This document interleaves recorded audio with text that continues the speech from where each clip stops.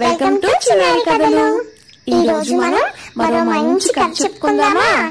అనగనగనగా రెండు అందమైన అడవులున్నాయి. వాటి పేర్లు సూర్యగిరి అడవి, చంద్రగిరి అడవి.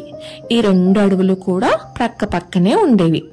అయితే సూర్యగిరి అడవికి సూర్య అనే సింహం మృగరాజుగాను, అలాగే చంద్రగిరి అడవికి చంద్ర అనే సింహం మృగరాజుగాను ఉండేవారు. వీళ్ళిద్దరూ కూడా మంచి ఫ్రెండ్స్.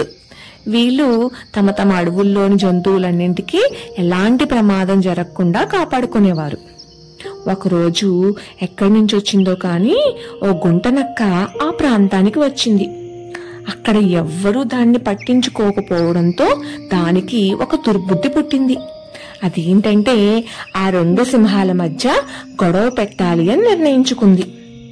మొదటగా నక్క సూర్యసింహాన్ని కలిసి ఇలా అంది, లోకంలో చంద్రగిరి కంటే అందమైన అడవి లేదు, అలాగే ఆ అడవికి రాజుగా ఉన్న నీ స్నేహితుడు చంద్రసింహాన్ని ఓడించే మృగరాజే లేడు అని అందరూ చెప్పుకుంటున్నారు అని సూర్యసింహ మనసులో ఒక విషబీజాన్ని నాటింది. ఈ మాటలు విన్న సూర్యసింహానికి చంద్రసింహంపై ఈర్ష్య కలిగింది. నిజంగా నేనే గొప్ప అని నిరూపించుకోవాలి అని అనుకుని వెంటనే ఏమీ ఆలోచించకుండా చంద్రసింహంపై యుద్ధం ప్రకటించింది. అయితే చంద్రసింహం మరియు అడవిలో జంతువులన్నీ కూడా సూర్యసింహాన్ని ఎంతగా వారించినా వినిపించుకోలేదు. మరుసటి రోజు యుద్ధం మొదలైంది. జంతువులన్నీ భయంతో అరుస్తున్నాయి.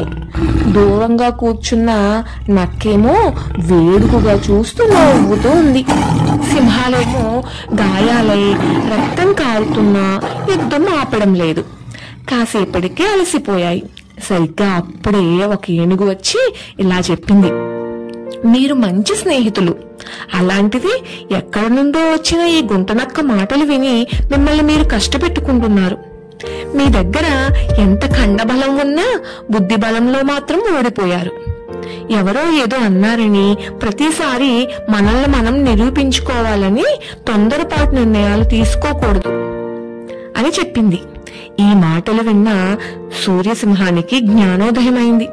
అప్పుడు సూర్యసింహం చంద్రసింహానికి క్షమాపణలు చెప్పింది. ఆ తర్వాత రెండు సింహాలు కలిపి ఆ గుంటనక్కను తరిమి కొట్టారు. దీనికి ఆ అడవిలో జంతువులన్నీ ఎంతగానో సంతోషించాయి.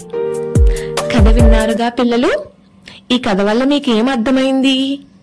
మన బెస్ట్ ఫ్రెండ్స్ గురించి ఎవరైనా చెప్పుడు మాటలు చెబితే అవి నమ్మకుండా మన బుద్ధి బలంతో తెలివిగా ఆలోచించి నిజం తెలుసుకోవాలి. అంతేగాని ఆ మాటలు నమ్మి మన బెస్ట్ ఫ్రెండ్స్ ని దూరం పెట్టుకోకూడదు. ఎప్పుడు కూడా చెప్పుడు మాటలు వినకూడదు. సరే, మరలా ఇంకొక మంచి కథతో మేము ముందుకు వస్తాను. Okay, bye. మీకు కథ బాగా నచ్చింది కదా? అయితే ఆలస్యం చేయకుండా వెంటనే లైక్ చేయండి. సబ్స్క్రైబ్ చేయడం మర్చిపోకండి ప్లీజ్.